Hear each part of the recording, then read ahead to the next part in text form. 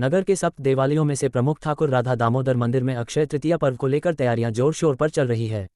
आपको बताते चलें कि भगवान श्री कृष्ण की नगरी श्री धाम वृंदावन में अक्षय तृतीया पर्व पर ठाकुर जी को चंदन का लेप लगाकर गर्मी से राहत प्रदान की जाती है, जिसमें ठाकुर जी चंदन श्रृंगार कर अपने भक्तों को सर्वांग दर्शन देते हैं। इसी क्रम में राधा दामोदर मंदिर के सेवायतों के द्वारा चंदन सेवा का कार्य होली के बाद से प्रारंभ हो गया, जिसमें साउथ से आए हुए चंदन को नित्य प्रतिदिन मंदिर घिसकर लेप तैयार कर रहे हैं।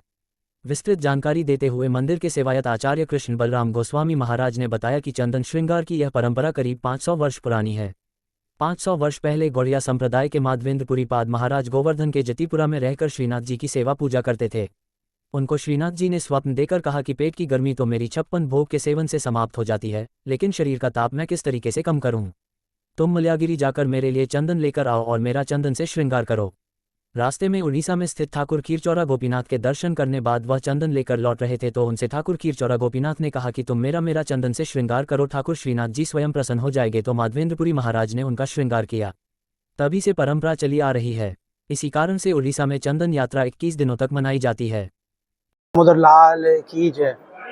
अक्षय तृतीया के दिन ठाकुर जी का जो सर्वांग चंदन श्रृंगार का दर्शन होता है, यानी चंदन लेपन का, इसकी जो परंपरा है लगभग 500 वर्ष पुरानी है, जिसकी शुरुआत करी थी हमारे संत श्री माधवेंद्रपुरी पाद जी ने।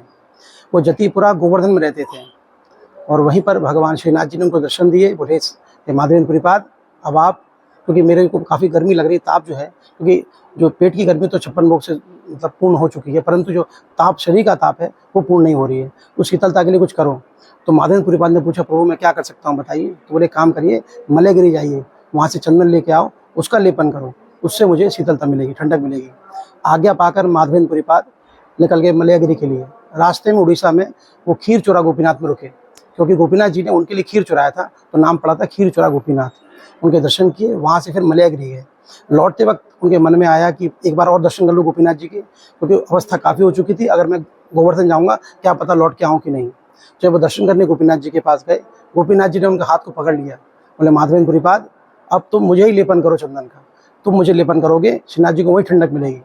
तो गोपीनाथ जी का उन्होंने लेपन किया और पाया भी कि यहाँ लेपन करने से श्रीनाथ जी को ठंडक मिली। इस प्रकार से ये चंदन लेपन की परंपरा उड़ीसा से प्रारंभ हुई है। इसलिए जगन्नाथपुरी में 21 दिन तक चंदन यात्रा मनाया जाता है और विशेषकर गौड़ीय संप्रदाय के हर मंदिर में ठाकुर जी को सर्वांग चंदन का लेपन किया जाता है। इस प्रकार से ये परंपरा प्रारंभ हुई।